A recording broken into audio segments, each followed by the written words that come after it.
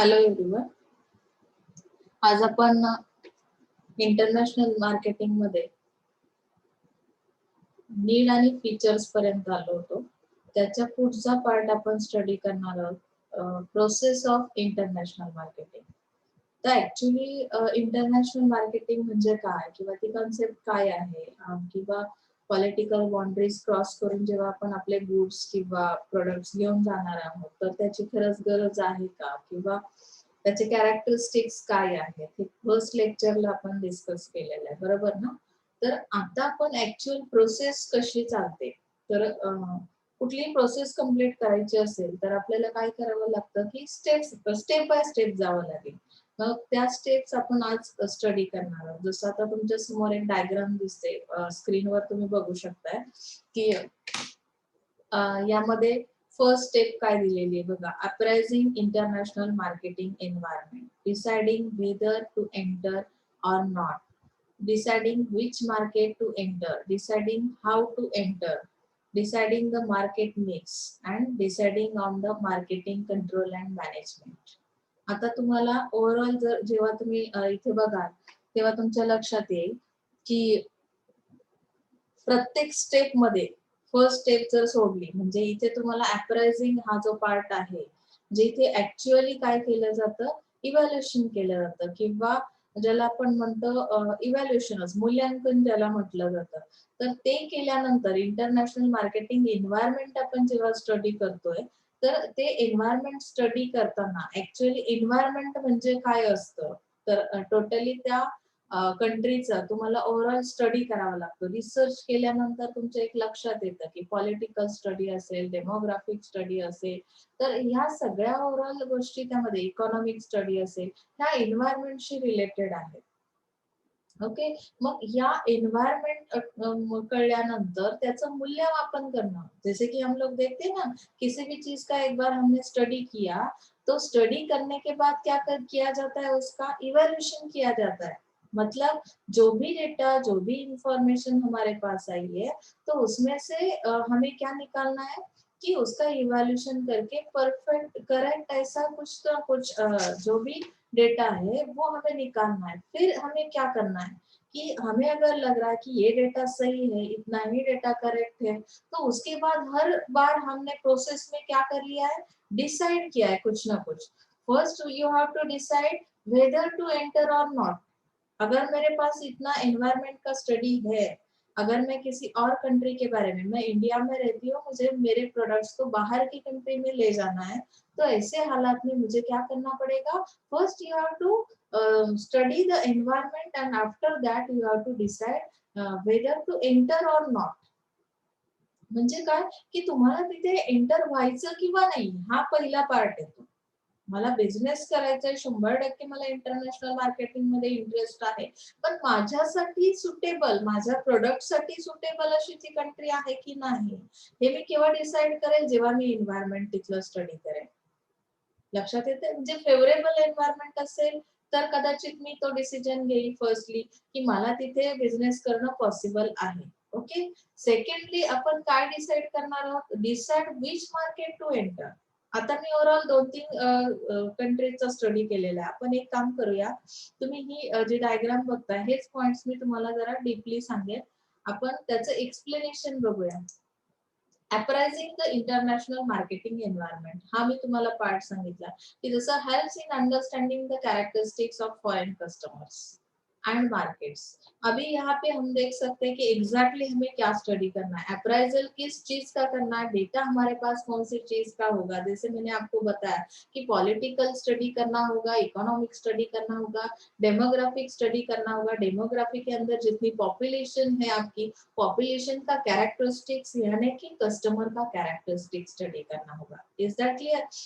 Then the organization needs to conduct an extensive market research to gather, record and analyze the data related to international market.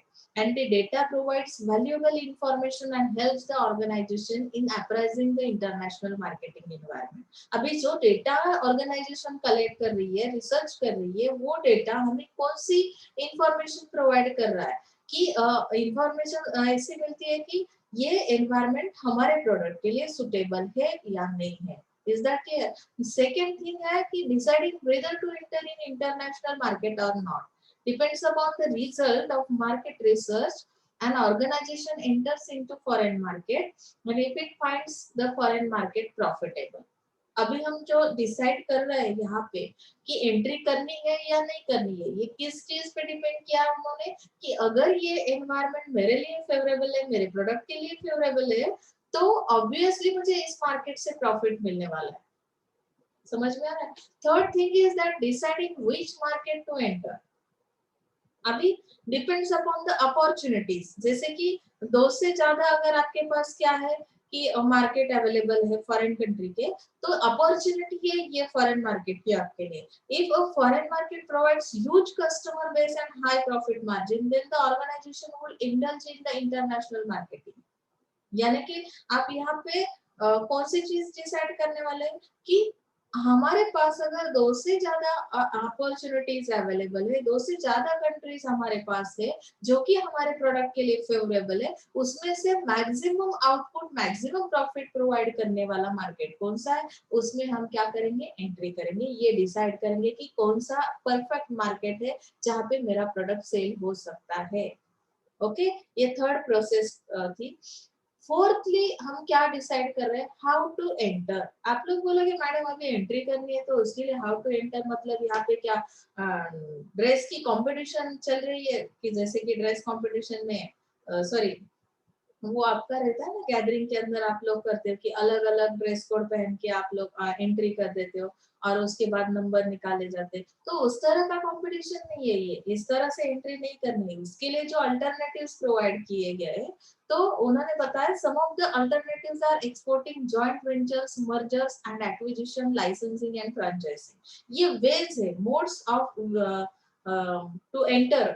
म्हणजे ज्याला तुम्हाला काय करायचं आहे की इंटरनॅशनल मार्केटिंग मध्ये तुम्हाला एंटर करायचं आहे, त्यासाठी दिलेले हे मोड्स आहेत की हाऊ टू एंटर। मग तुम्ही जॉइंट वेंचर वर काम करणार आहात, फॉरेन मार्केट मधल्या एखाद्या कंपनीसोबत टाय अप करणार आहात, मर्जर्स म्हणजे काय की एकत्रीकरण, इंटिग्रेशन जो पार्ट आहे तो एक्विजिशन, लायसन्सिंग करणार आहात म्हणजे लायसन्स कोणाचं यूज करून त्या मार्केटमध्ये एंट्री करणार आहात, किंवा फ्रँचायझिंग ही जी कॉन्सेप्ट आहे, जैसे हमने लास्ट ईयर भी स्टडी किया है कि फ्रैंचाइजिंग मतलब क्या है कि फ्रैंचाइजर जो ऑर्गेनाइजेशन मेन ऑर्गेनाइजेशन है वो क्या करती है कि अथॉरिटी प्रोवाइड करती है, उनका जो लाइसेंस सॉरी उनके जो राइट्स है वो प्रोवाइड करती है आपको, और वो क्या किया जाता है फ्रैंचाइजिंग के थ्रू आप लोग वहाँ पे बिझनेस कर सकते हैं। म्हणजे मेन ऑर्गेनायझेशन जे आहे ती फ्रँचायझर आहे आणि जो कोणी त्या ऑर्गनायझेशनच्या अंडर काम करणार आहे, त्यांचे राइट्स किंवा त्यांचे जे काही ब्रँड्स आहेत ना ते यूज करणार आहेत, दॅट इज कॉल्ड फ्रँचायझिंग। म्हणजे अशा पद्धतीने तुम्ही एंट्री करणार आहात का फॉरेन मार्केटमध्ये,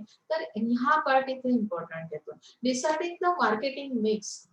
आता फिफ्थ प्रोसेसचा जो फिफ्थ पार्ट आहे, अगर मैंने क्या किया कि इंटरनेशनल मार्केटिंग में जाने का मेरा डिसीजन फिक्स है, तो मुझे ये प्रोसेस फॉलो करनी है जिसकी वजह से मैं क्या कर सकती हूँ, इजीली या कंफर्टेबली उस फॉरेन मार्केट तक पहुंच सकती हूँ, कोई भी दिक्कत यहाँ पे नहीं आ सकती। सो अभी मार्केटिंग मिक्स में जैसे हमने प्राइस प्लेस प्रोडक्ट प्रमोशन देखा है, तो मार्केटिंग मिक्स फिक्स करने 4 P's को हमें फिक्स करना है कि अभी मेरे प्रोडक्ट का नेम क्या हुआ, namely product, price, place and promotion. When an organization launches its products in foreign market, it has to adopt its marketing mix to the specific country or region. This is because the customer taste, background, buying behavior and on-come differ from region to region and country to country. क्योंकि हर एक country का जो customer है वहाँ का उस customer का behaviour किस टाइप का है, उसके टेस्ट किस टाइप का पसंद वो लोग कर रहे हैं, उनका बैकग्राउंड क्या है, बाइंग बिहेवियर यानी उनका कंजप्शन पैटर्न किस तरह का है, उस तरह का प्रोडक्ट मुझे सिलेक्ट करना होगा। मुझे वहाँ का इन्वायरमेंट तो फर्स्ट प्रोसेस ही वो है कि अप्राइजल लेना है, जो डेटा कलेक्ट करने वाले हैं हम लोग, वहां पे डिसाइड किया जाता है कि प्रोडक्ट कौन सा होगा और प्रोडक्ट के लिए फेवरेबल एनवायरनमेंट है कि नहीं।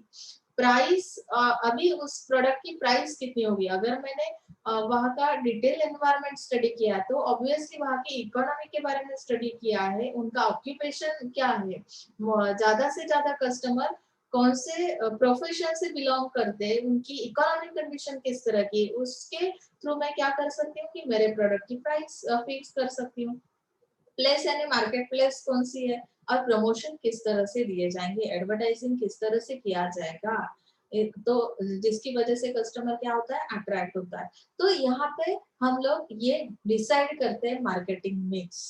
मैंने क्या किया, एंट्री के लिए एक मोड चूज किया, जॉइंट वेंचर है या मर्जर है या एक्विजिशन है, उसके बाद मैंने मार्केटिंग मिक्स फिक्स कर लिए। अभी सिक्स जो आपकी प्रोसेस की स्टेप है, डिसाइडिंग ऑन मार्केटिंग कंट्रोल।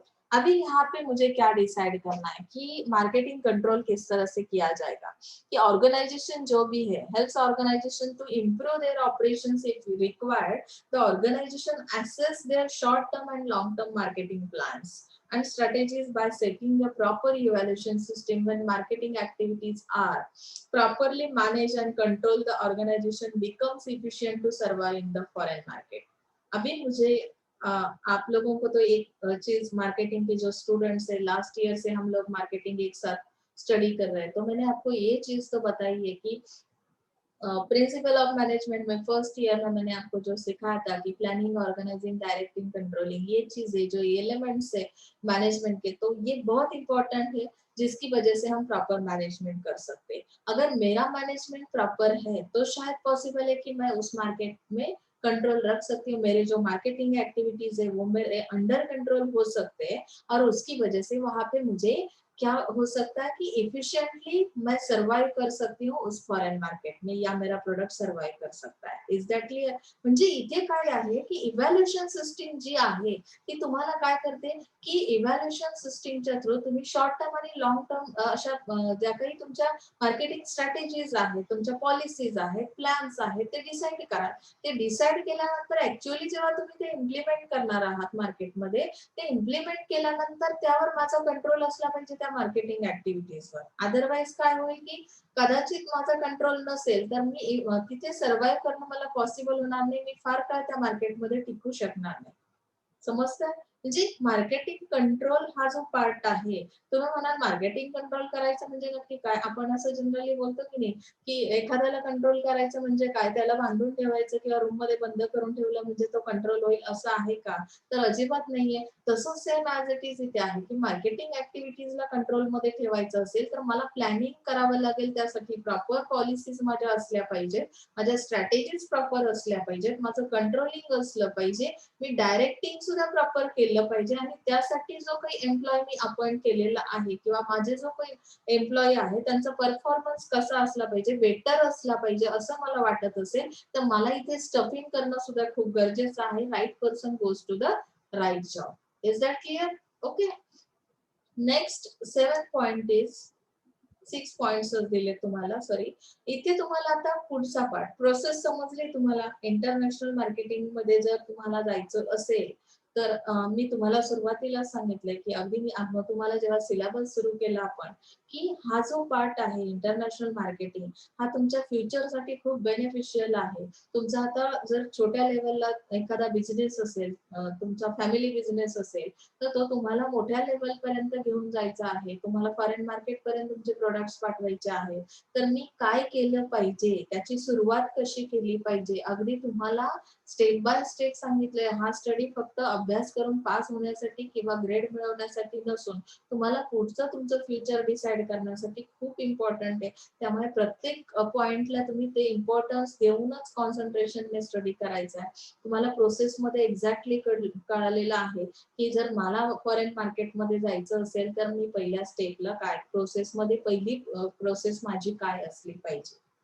अगदी मार्केटिंग एन्व्हायरमेंट स्टडी करण्यापासून कसं एंटर होणार आहात, त्यासाठी वेज कुठले आहेत आणि त्याचा मी स्टडी करेल, कारण की तुमच्याकडे आता इंटरनेटचा ऑप्शन आहे किंवा टेक्नॉलॉजी तुमच्याकडे आहे, तुम्ही एका जागेवर बसून भरपूर साऱ्या कंट्रीजचा स्टडी करू शकता ऍट ए टाइम, आणि त्यामुळे तुम्हाला हे इझिली पॉसिबल होऊ शकतं।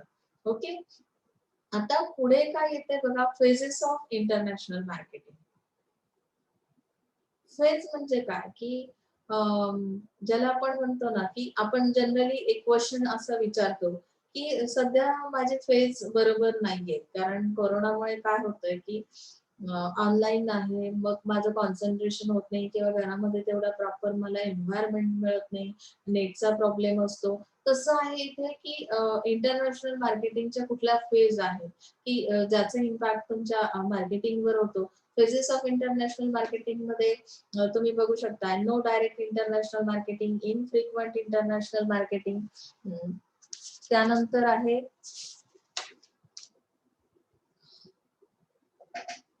त्यानंतरचा पार्ट आहे तुमचा रेग्युलर इंटरनॅशनल मार्केटिंग आणि इंटरनॅशनल मार्केटिंग.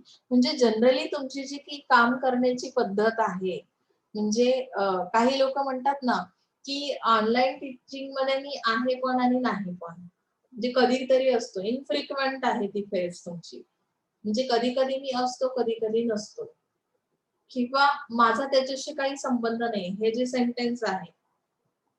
हम लोग बोलते हैं ना किसी एक चीज के बारे में अगर कोई दो पर्सन डिस्कस कर रहे हैं, तो अगर मैंने आपको एक क्वेश्चन पूछा जो सब्जेक्ट आपके रिलेटेड है ही नहीं या उसमें आपका इंटरेस्ट ही नहीं, आप कभी भी उस सब्जेक्ट के ऊपर डिस्कशन भी नहीं करते या कोई नॉलेज भी आपके पास नहीं, तो हम लोग बोलते हैं कि उससे मेरा कुछ ज्यादा रिलेशन है ही नहीं।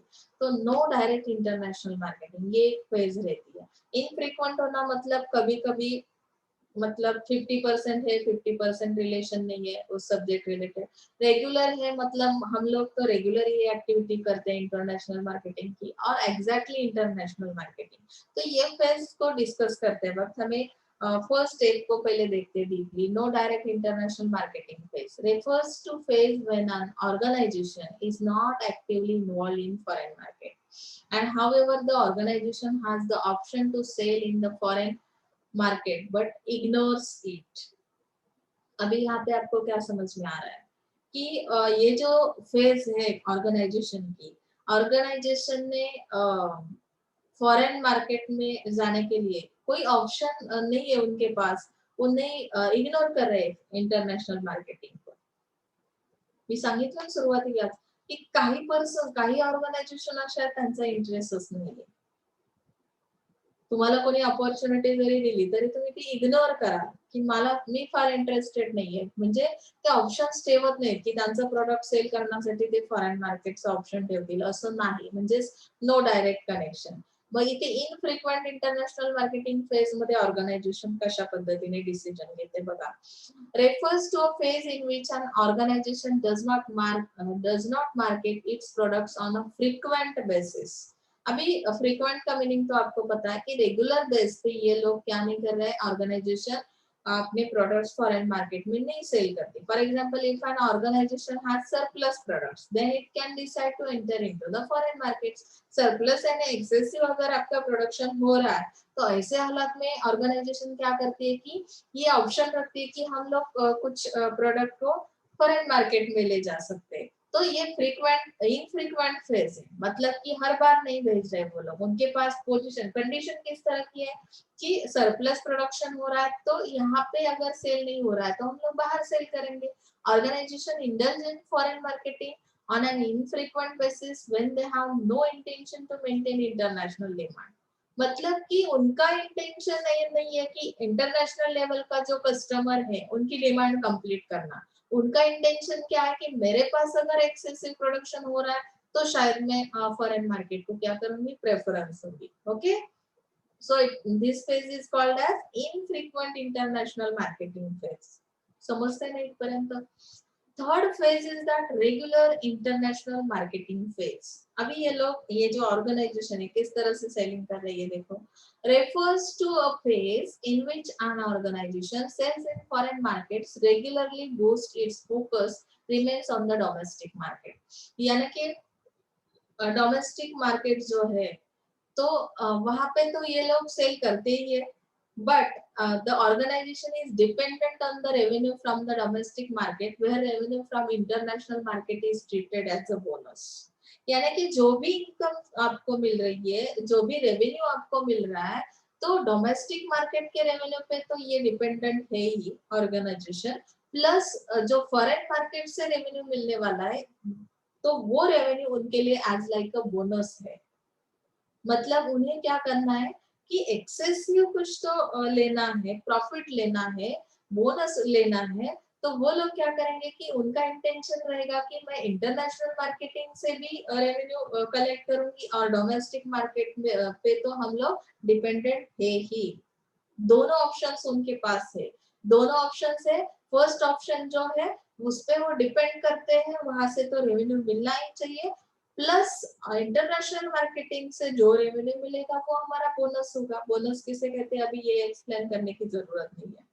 ओके, सो फोर्थ फेज क्या है आपकी, international marketing phase refers to a phase in which an organization is fully committed towards production and selling in foreign markets। यानी कि रेगुलर इंटरनेशनल मार्केटिंग फेज में ऑर्गेनाइजेशन फर्स्ट डिपेंडेंट किस पे है, domestic market पे है, और सेकेंड जो आपका डिपेंडेंस है वो इंटरनेशनल मार्केटिंग पे है और एज लाइक अ बोनस है। लेकिन जो इंटरनेशनल मार्केटिंग फेज की ऑर्गेनाइजेशन है इससे अपोजिट है कि उनका प्रोडक्शन और सेलिंग जो भी है वो किस चीज के लिए कमिटमेंट करते हैं, फॉरेन मार्केट्स के लिए कमिटमेंट करते हैं। The organisation sets up production plans in the foreign country and formulates plans and strategies to attract foreign customers। यानी कि इसका सेटअप जो है, ऑर्गेनाइजेशन का सेटअप ही फॉरेन कंट्री में है, तो ऑब्वियसली उनका प्रोडक्शन और सेलिंग किस चीज के लिए है, फॉरेन मार्केट के लिए। उनकी जो भी प्लान्स या स्ट्रेटेजीज वो लोग बनाएंगे तो वो फॉरेन कस्टमर्स के लिए, फॉरेन कस्टमर को अट्रॅक्ट करने के लिए बनाए जाएंगे। समजलं? म्हणजे इथे तुम्हाला टोटली ऑर्गनायझेशनचा फोकस हा फॉरेन कस्टमरवर असेल, त्यामुळे ह्या फेजला इंटरनॅशनल मार्केटिंग फेज असं म्हटलेलं आहे। ओके,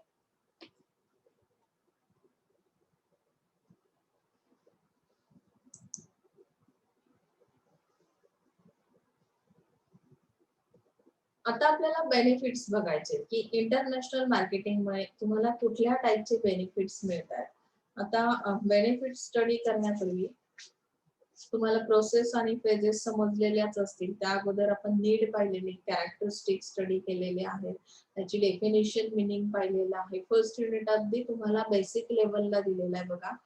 तर बेनिफिट स्टडी करताना तुमच्या लक्षात येईल की इंटरनॅशनल मार्केटिंग मध्ये जर मी गेलो, माझं जर प्रोडक्ट घेऊन गेलं तर मला काय प्रॉफिट मिळू शकतं, बेनिफिट्स काय मिळतील। तर सर्वायवल हा एक पार्ट आहे बघा, की तुम्हाला जनरली इथे बघायला मिळेल। फर्स्ट पॉइंट आहे सर्वायवल, सेकंड आहे growth of overseas markets, okay, sales and profit, diversification, inflation and price moderation, employment, standard of living। आता तुम्हाला जनरली हे पॉइंट्स जे आहेत, मार्केटिंगचे जे स्टुडंट्स आहेत त्यांना त्या पॉइंट वरूनही एक्सप्लेनेशन लिहिता येईल अशा पद्धतीचे ते पॉइंट्स आहेत। सर्वाइव्ह करणं म्हणजे काय की तिथे वावर असणं आपला।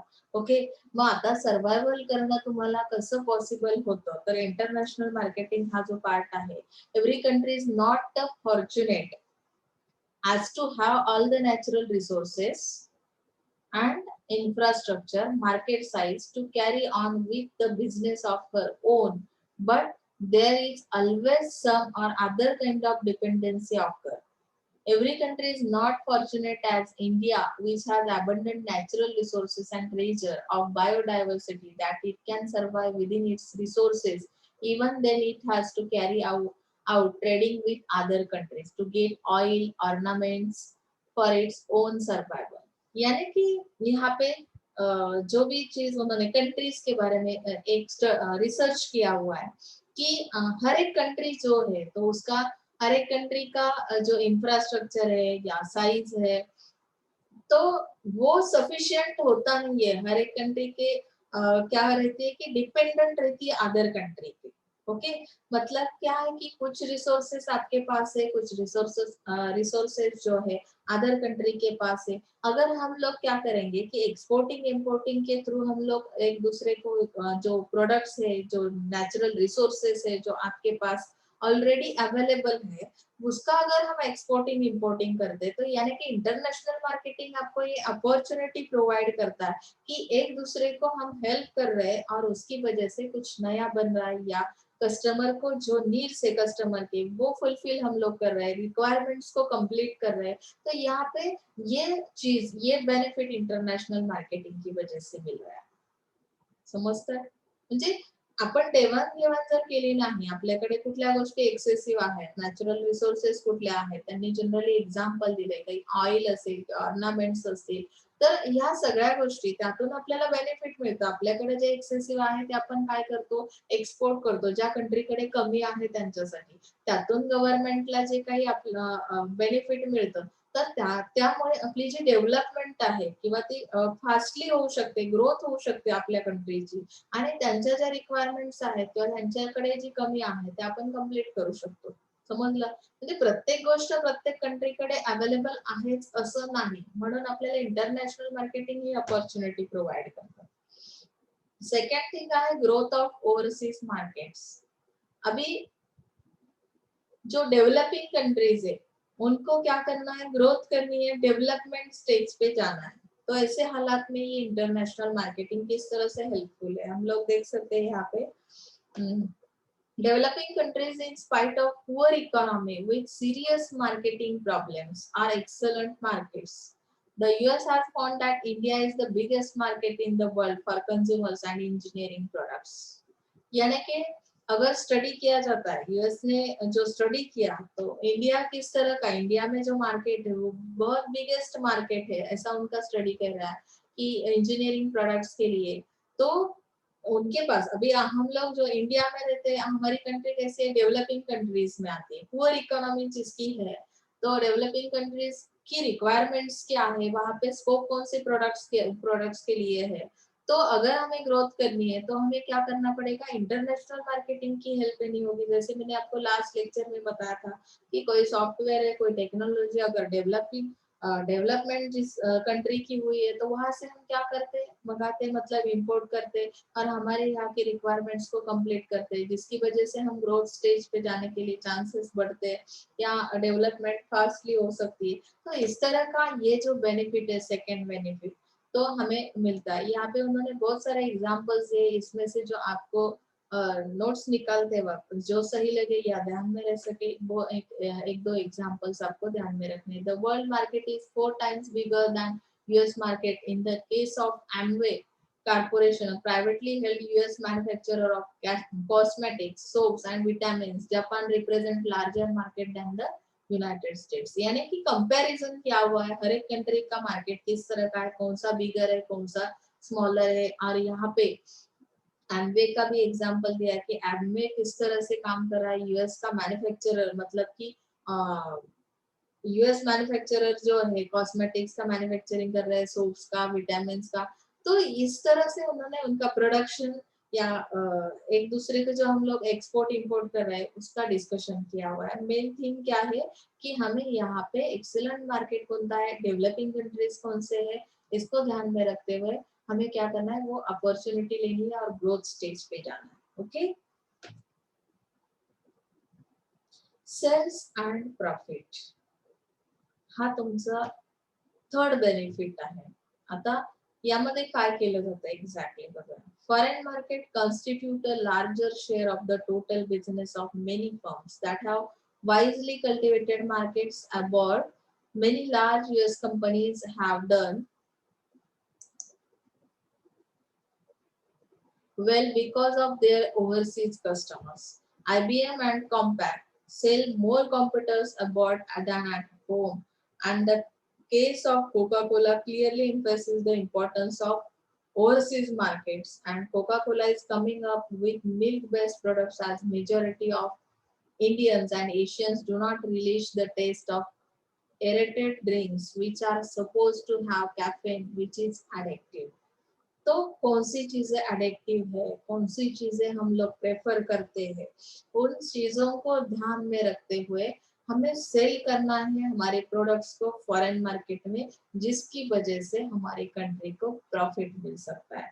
तो कोका कोला क्या कर रही है, मिल्क प्रोडक्ट किस तरह से उनके आ रहे हैं मार्केट में, कोका कोला का इम्पोर्टेंस क्या है कि उनके जो प्रोडक्ट्स है ऑल ओवर वर्ल्ड में फेमस है या उनकी डिमांड है। या आईबीएम और कॉम्पैक्ट जो कंपनीज है, तो वो लोग सेल क्या कर रहे हैं कि कंप्यूटर्स को सेल कर रहे हैं होम कंट्री से ज्यादा, वो होस्ट कंट्री में उनका जो प्रोडक्ट है मार्केट में बहुत ज्यादा चलता है।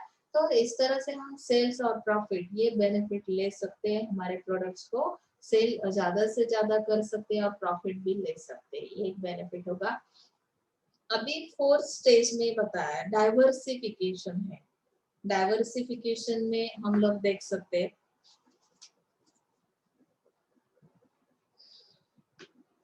की यहाँ पे ज्याला पण होतं विविधता कशी आहे, म्हणजे व्हरायटी आपण ज्याला इंग्लिश मध्ये म्हणू शकतो. In the international market cyclical factors such as recession and seasonal factors such as climate affect the demand for most products.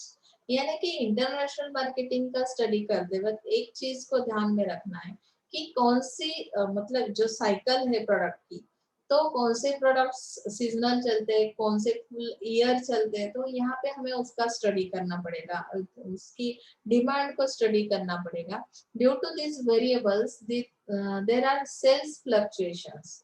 यानी कि अगर कुछ चीजों को हम सीजनली क्या कर रहे हैं, सेल कर रहे हैं। अभी मैंगो है तो मैंगो के जो प्रोडक्ट्स है वो तो पूरे साल भर मिलते हैं, लेकिन जो मैंगो का एक्चुअल प्रोडक्शन होता है वो एक पर्टिकुलर सीजन के अंदर होता है।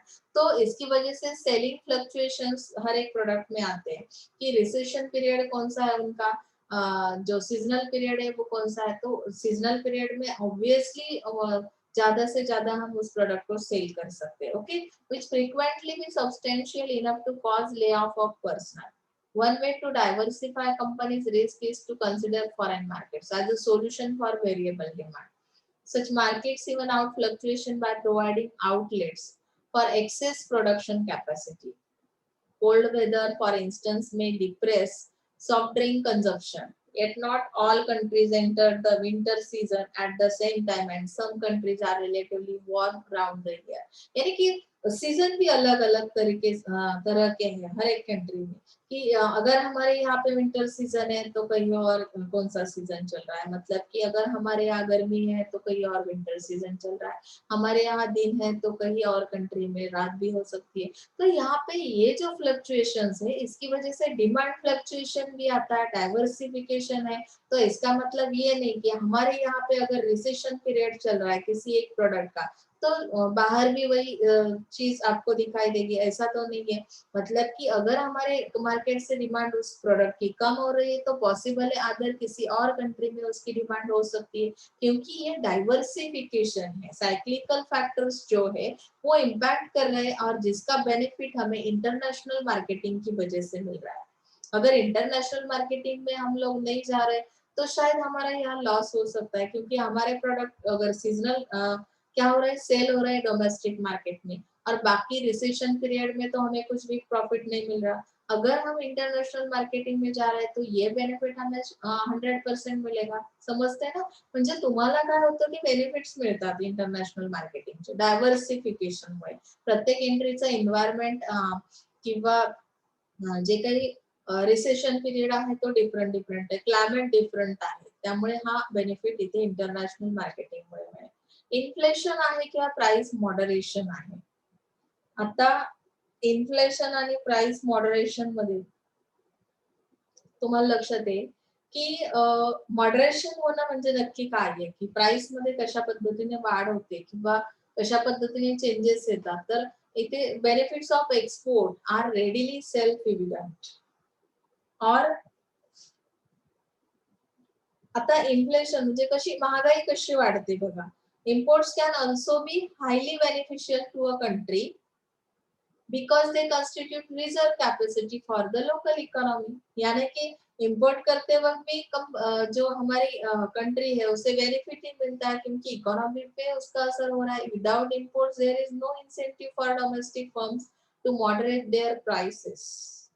अगर बाहर के प्रोडक्ट्स हमारे कंट्री के अंदर एंटर कर रहे हैं, इंपोर्टिंग कर रहे हैं हम लोग, तो ऑब्वियसली डोमेस्टिक फर्म्स जो है उनकी जो प्राइस है तो वो मॉडरेट होते हैं। मतलब क्या है कि बढ़ जाते हैं, तो हमें एक अपॉर्चुनिटी मिलती है। इंटरनेशनल मार्केटिंग की वजह से हमें ये डर लगा रहता है कि मार्केट में कोई और कॉम्पिटिटर बाहर का अगर एंटर हो रहा है तो शायद हमें क्या करना पड़ेगा, कंपटीशन बढ़ जाती है, प्राइसेस ऑब्वियसली बढ़ जाते हैं। अगर उनकी प्राइस बहुत एक्सपेंसिव प्रोडक्ट्स अगर मार्केट में आ रहे हैं तो उससे उससे थोड़ा बहुत तो कम हमारा प्राइस होता ही है, क्योंकि हमारे डोमेस्टिक मार्केट का प्रोडक्ट है। लेकिन यहाँ पे मॉडरेशन जरूर होता है। मॉडरेशन की वजह से फिर फर्म्स को क्या होता है, डोमेस्टिक फर्म्स जो है वो बेनिफिट में चलते हैं। तो ये इंटरनेशनल मार्केटिंग का बेनिफिट है. The lack of imported product alternatives forces consumers to pay more, resulting in inflation and excessive profit for local firms. कस्टमरचं कसं असतं बघा, जोपर्यंत तुम्ही एकटेच मार्केटमध्ये आहात, डोमेस्टिक मार्केटमध्ये जे तुमचे प्रॉडक्ट तुम्ही सेल करता, तर अशा वेळेस कस्टमर तुम्हाला व्हॅल्यू देत नाही. पण ज्यावेळेस बाहेरचे प्रॉडक्ट्स मार्केटमध्ये एंट्री करतात आणि त्यांची एक्सेसिव्ह प्राइस जेव्हा ते बघतात कस्टमर, की सेम सिमिलर प्रोडक्टसाठी किती आपण फॉरेन ब्रँड आहे म्हणून फक्त आपण त्याला काय करतोय की जास्त प्राइस द्यावी लागते. अशा वेळेस ते मग हे जे काही इन्फ्लेशन आहे, त्याचा महागाई कशी वाढते, ह्याच्यावर कसा परिणाम होतो, लोकल फर्म सुद्धा कशा एक्सेसिव्ह प्रॉफिट्स घेतात बाहेरचे प्रॉडक्ट्स इम्पोर्ट केल्यामुळे. तर ह्याचं हे एक एक्झाम्पल आहे आणि इंटरनॅशनल मार्केटिंगचं हे एक बेनिफिट आहे. ओके, नेक्स्ट आहे एम्प्लॉयमेंट. आता इथे एम्प्लॉयमेंट हा जो पार्ट आहे, ऑब्विसली कुठलीही नवीन ऍक्टिव्हिटी तुम्ही राबवताय, कुठलीही नवीन गोष्ट तुम्ही करताय, तर त्या गोष्टी करण्यासाठी, त्या ऍक्टिव्हिटीज कम्प्लीट करण्यासाठी तुम्हाला काय मिळतं, रोजगार मिळतो, म्हणजे एम्प्लॉयमेंट अवेलेबल होतो. म्हणजे तसंच इथे आहे की इंटरनॅशनल मार्केटिंग मध्ये जेव्हा तुमची फर्म जाते, ऑर्गनायझेशन वर्क करते, तेव्हा त्याच्यासाठी तुम्हाला त्या ऍक्टिव्हिटीज कम्प्लीट करण्यासाठी तुम्हाला जो एम्प्लॉई यूज केला जातो, मग त्या एम्प्लॉईला काय मिळणार आहे, रोजगार मिळणार आहे, एम्प्लॉयमेंट अवेलेबल होईल. तसंच आहे इथे तुम्हाला एक्झाम्पल मध्ये सांगितलंय बघा. India could be one of the good example after adoption of new industrial policy after 1990. India to greater extent curb the problems of an unemployment. यानी कि इंडिया में ये प्रॉब्लम बहुत बढ़िया है, एम्प्लॉयमेंट अवेलेबल ना होने की वजह से बहुत सारे लोग क्या है घर पे बैठे. अभी तो आप कोरोना की वजह से भी देख सकते हो कि कोरोना की वजह से, लॉकडाउन की वजह से बहुत सारे लोगों की जॉब जो है वो छूट चुके हैं. तो इसकी वजह से जो प्रॉब्लेम कंट्री को फेस करनी पड रही, तुम्हाला आता ह्या गोष्टीचं आता काही वाटणार नाहीये, पण महागाई खूप जास्त वाढण्याचे चान्सेस आहेत. कारण जे काही कंट्रीचं नुकसान झालेलं आहे या लॉकडाऊन पिरियड मध्ये, ते भरून काढण्यासाठी पुन्हा आपल्याला महागाईचा सामना करावा लागेल.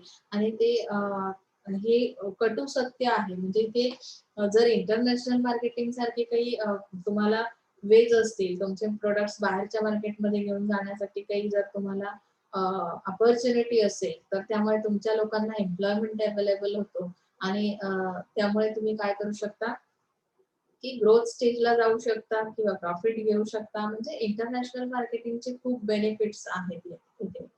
पुढचा तुमचा लास्ट पॉइंट त्यामध्ये आहे बेनिफिट मध्ये स्टँडर्ड ऑफ लिव्हिंग. तर स्टँडर्ड ऑफ लिव्हिंग वर इंटरनॅशनल मार्केटिंगचं कसं बेनिफिट मिळतं बघा. Trade offers countries and their citizens a higher standard of living than otherwise possible. Without a trade, product shortages force people to pay more for less, and products taken for granted such as coffee, bananas may become unavailable overnight. And life in most countries will be much more difficult were it not for the many strategic metals that must be imported. Trade also makes it easier for industries to specialize and gain access to raw materials while at the same time fostering competition and efficiency. तो अगर कोई चीज, जैसे मैंने first point में आपको बताया कि हर एक कंट्री के पास हर एक रिसोर्सेस अवेलेबल होते ही है, ऐसा तो नहीं है. तो इंटरनेशनल मार्केटिंग क्या करता है कि ये बेनिफिट हमें प्रोवाइड करता है कि हम एक्सपोर्टिंग इंपोर्टिंग की वजह से या इंटरनेशनल मार्केटिंग की वजह से हमारे नेचुरल रिसोर्सेज जो है वो किसी और कंट्री को क्या कर सकते हैं, एक्सपोर्ट कर सकते हैं. यानी कि उनके यहाँ पे जो कमी है, प्रोडक्ट्स जो वहाँ पे नहीं प्रोडक्शन हो रहे हैं, एक्सेसिव्ह सॉरी, जे नॅचरल रिसोर्सेस आहेत ते कमी असल्या कारणाने जर त्यांना एखादी गोष्ट अवेलेबल होत नसेल, तर ते काय करू शकतात, त्यासाठी बाहेरच्या कंट्रीवर डिपेंडंट राहतात. आणि इंटरनॅशनल मार्केटिंगमुळे तुमचं जे स्टँडर्ड ऑफ लिव्हिंग आहे किंवा तुमची जी लाईफस्टाईल आहे, तुमच्या ज्या काही रिक्वायरमेंट्स आहेत, तुमची जी डिमांड आहे ती कम्प्लीट केली जाऊ शकते आणि तुमचं स्टँडर्ड ऑफ लिव्हिंग काय होऊ शकतं, हाय होऊ शकतं किंवा तुमच्या ज्या नीड्स आहेत त्या कम्प्लीट केल्या जाऊ शकतात. ओके, इथपर्यंत समजलंय सगळ्यांना. आपण आज इथपर्यंतच घेणार आहोत. पुढचा जो पार्ट आहे, डिफिकल्टीज नाहीयेत तुम्हाला, लिमिटेशन्स नाहीयेत ऍज पर सिलेबस.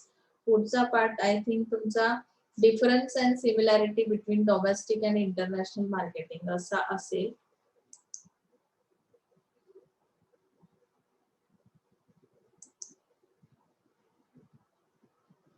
हे बघा, हा पॉइंट तुमचा आहे. ऍज पर सिलेबस आपण ह्या पॉइंटवर पुढच्या लेक्चरला जाणार आहोत. तर इथे आपण आज थांबूया.